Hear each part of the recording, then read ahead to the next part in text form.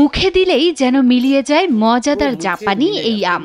দাম পড়ে কেজি প্রতি প্রায় ৩ লাখ টাকা। প্রথম খেলাম, অনেক দামি। আন্তর্জাতিক বাজার মূল্য আজকের রেট 2,70,000 টাকা। এই আম একবার খেলে যেন এর স্বাদ ভোলা যায় না আজীবন।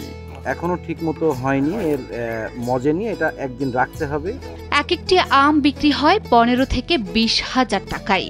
ইন্ডিয়াতে আজকে একটা রেট দেখলাম, তাদের একটা আমের মূল্য প্রায় পড়ছে 15,000 রুপি। ঔষধি গুণসম্পন্ন এই আমের আবাদ হয়েছে মেহেরপুর সদর উপজেলার গোপালপুর গ্রামে। গাঢ় খয়েরি রঙের এই আম গাছ লাগিয়ে ইতিমধ্যে সফলতা পেয়েছেন বাগান মালিক মির্জা গালিব।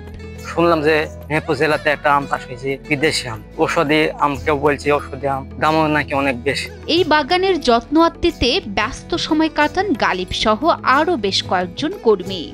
মাটিটা শুকিয়ে গেলে পরে সেচ দিতে হয়, তারপরে গাছে যদি শুকনা লাগে ওই যে শ্রম, তারপরে বীজ দিতে হবে, সার দিতে হবে, এই সমস্ত এগুলা করি। এর মধ্যে বাগান দেখতে আসছেন অনেকেই, জানাচ্ছেন ইতিপূর্বে দেখেননি এই ধরনের আম। গালিব সফল হলে মিয়াজাকি আম আবাদ করতে আগ্রহী হবেন আরো অনেকেই।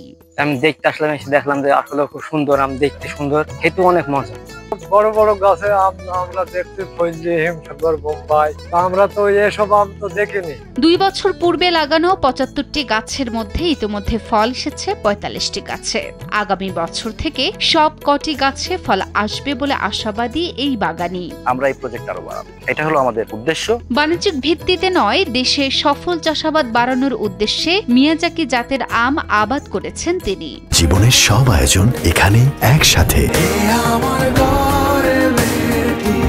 আমাদের সুস্বাদু আমগুলো আন্তর্জাতিক মার্কেটে পৌঁছাক, আমাদের কৃষি পণ্যগুলো আন্তর্জাতিক মার্কেটে পৌঁছাক। যে মার্কেটটা বিভিন্ন দেশ ধরেছে, শুধু বাংলাদেশ বাদে বাংলাদেশে অসংখ্য পণ্য আছে যেগুলো আন্তর্জাতিক মার্কেটে দেওয়া যায়। এ ধরনের উচ্চ মূল্যের ফল আবাদে আগ্রহী করতে সকল ধরনের পরামর্শের আশ্বাস দিচ্ছেন বলে জানান জেলা কৃষি সম্প্রসারণ অধিদপ্তরের উপপরিচালক শামসুল আলম।